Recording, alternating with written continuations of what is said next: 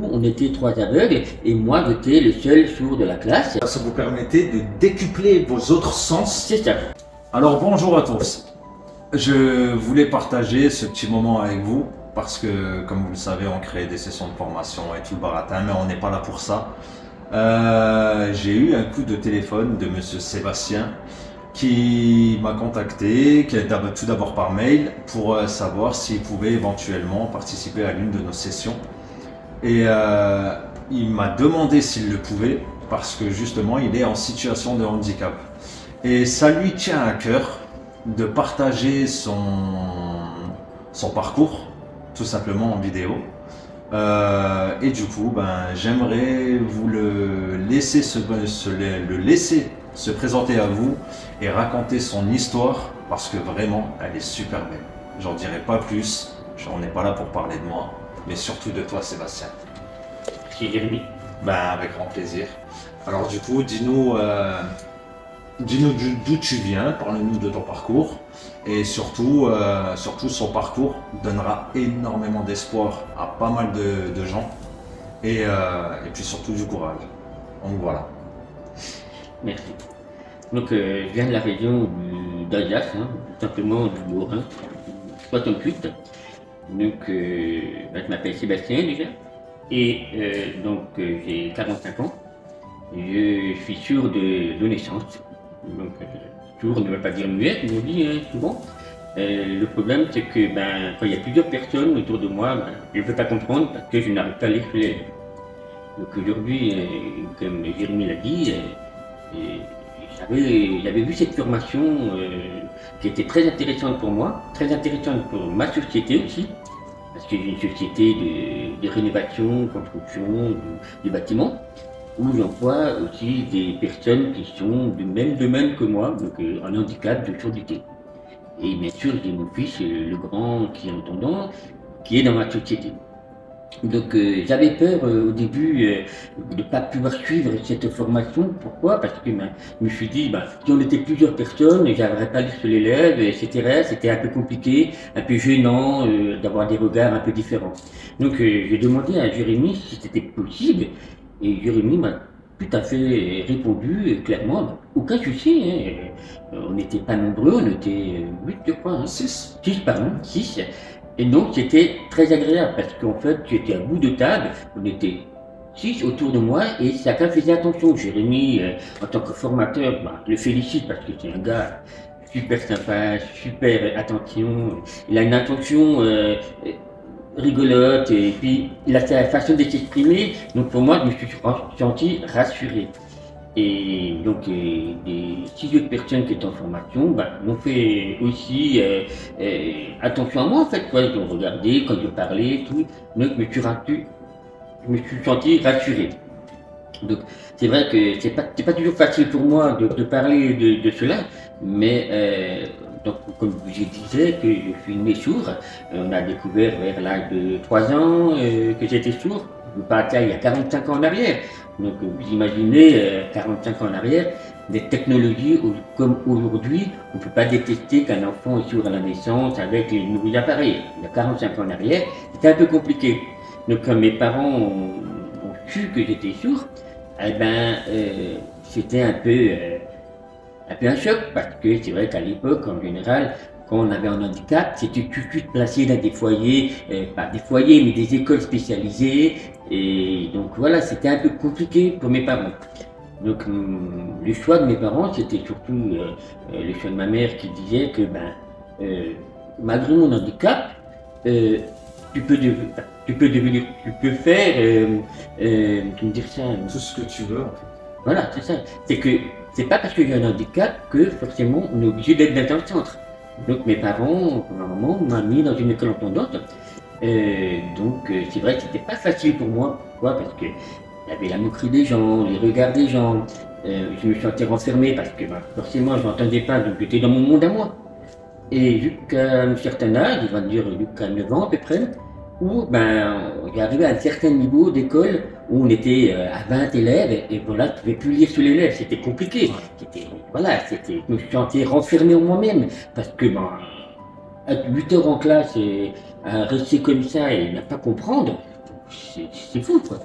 Donc là, à ce moment-là, j'étais dans une école spécialisée pour sourds, quoi. Donc, qui se trouve au phare Isaac. Bon, voilà, c'était mon monde à moi. Bien Donc, sûr. je me suis retrouvé là-bas, forcément, il y avait des sourds. Bon, je faisais déjà le langage des signes avant. J'étais déjà en orthophonie très jeune, hein, de 5-6 ans, j'allais en orthophonie dans cet établissement. Donc, forcément, je savais un peu le langage des signes, tout. Voilà, c'était mon monde à moi. Donc, arrivé dans cette école, les 6 premiers mois, on va dire, j'étais dans la classe avec des personnes sourdes. Mais il faut savoir que pendant 3 ans à 9 ans, mes parents à l'école m'ont forcé à parler. Donc j'avais déjà l'oral. Donc je pouvais communiquer pas à 100%. Il y a des mots que j'arrive pas trop bien à prononcer, que je jojote. Pourquoi? Parce que on prononce toujours à ce rapport à ce qu'on entend. Donc plus que j'entendais pas bien, c'était un peu déformé, je ne connaissais pas toujours les mots comme il faut, quoi. Ouais. Donc, arrivé dans cette école, j'étais 6 mois en gros avec des personnes sourdes. C'était bien, mais simplement, j'ai commencé à perdre mon oral. Pourquoi? Parce que je faisais que le langage des signes. C'est vrai, Donc, je comprends. du moment c'est comme le vélo, du moment qu'on arrête un peu le vélo, pendant quelques années, on va commencer à perdre un peu l'habitude. C'est vite repris. Mais bon, l'oral, c'est quelque chose qu'il faut travailler régulièrement pour pouvoir bien parler. Donc après, on a fait un essai de mettre une personne sourde avec des personnes malvoyantes. Donc c'est que j'étais l'un des premiers élèves à pouvoir être dans une classe avec des aveugles. D'accord. Donc ça, c'était une expérience très réussie. Comment dire ça, très en fait, c'était Enrichissante. voilà, c'est ça.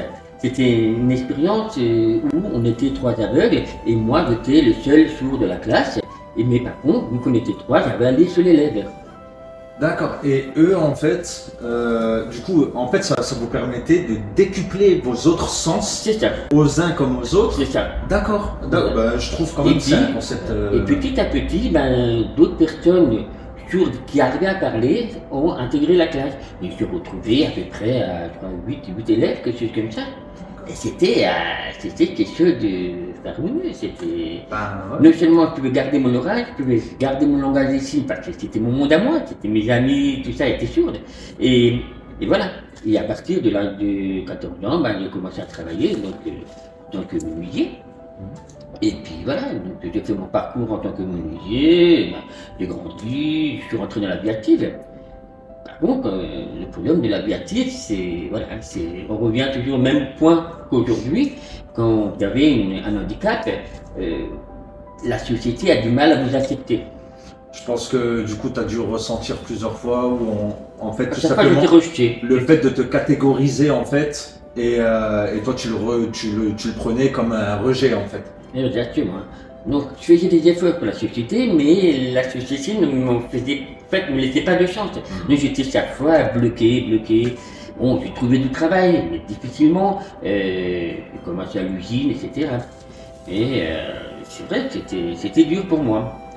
Donc, dans ma vie, je me suis dit, il faut que je montre à la société que une personne qui a un problème d'invalide, que ce soit sourd, moteur, ou n'importe, ou visuel, n'importe, peut y arriver comme tout le monde. C'est ça. Donc, voilà, j'ai commencé à travailler un peu dans le bâtiment et ça m'a permis de voir d'autres choses.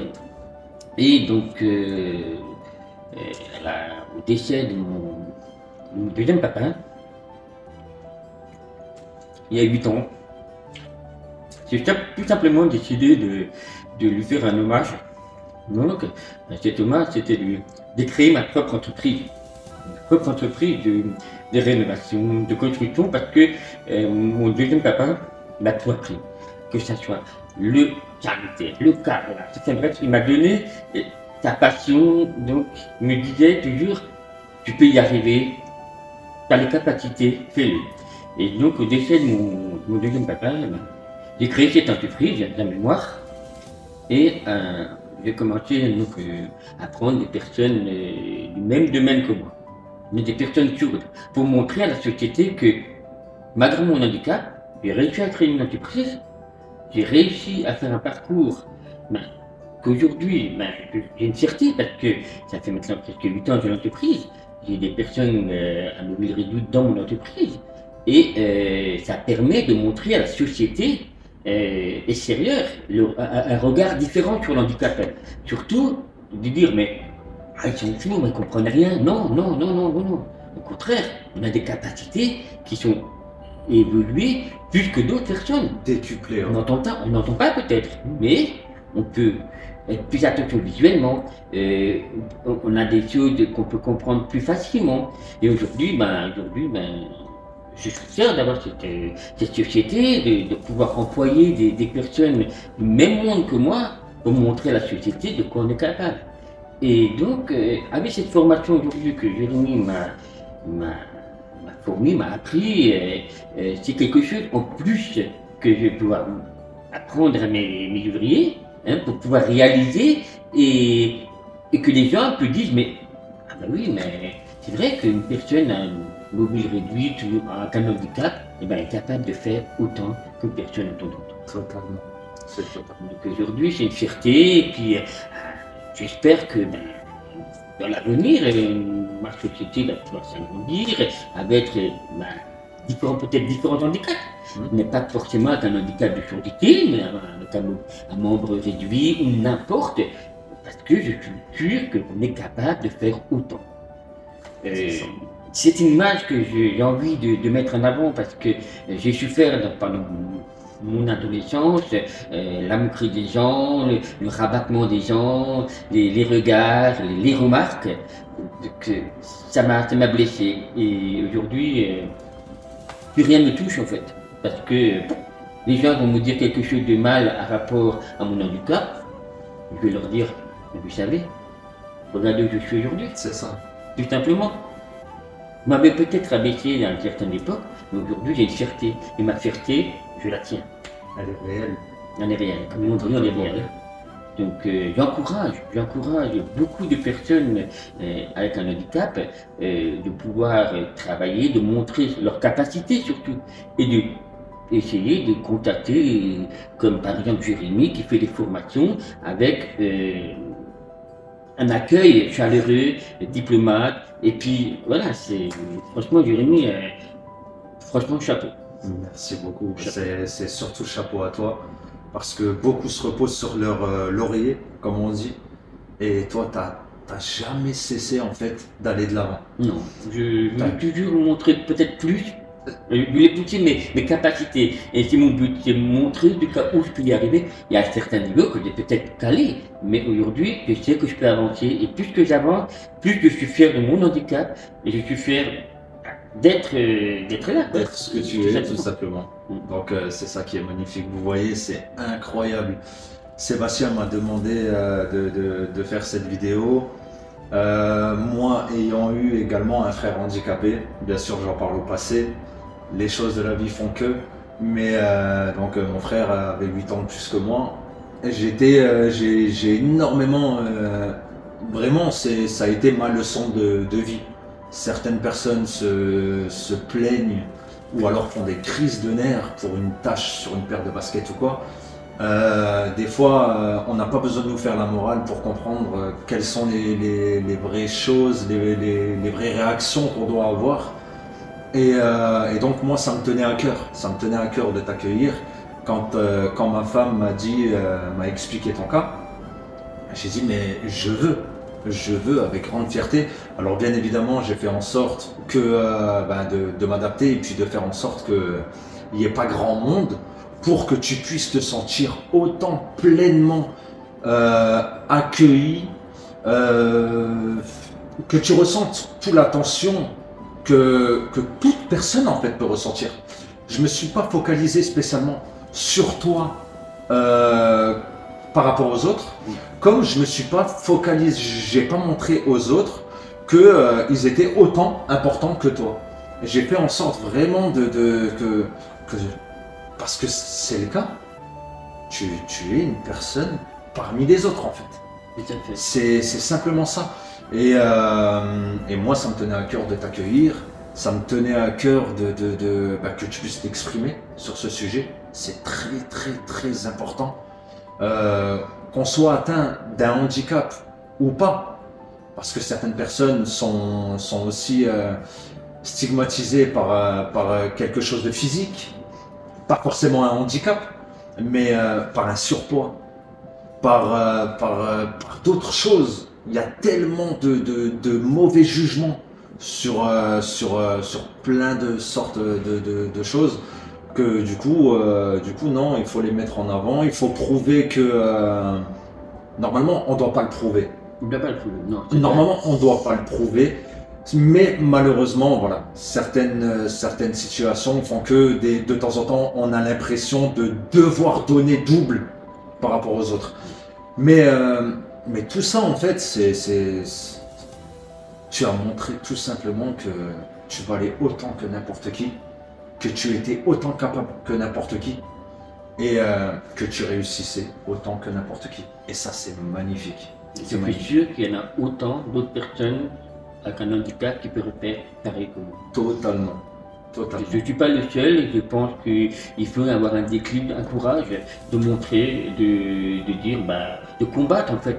C'est un combat, c'est de ne pas être transformé avec son handicap, mais c'est d'avancer et de l'avant.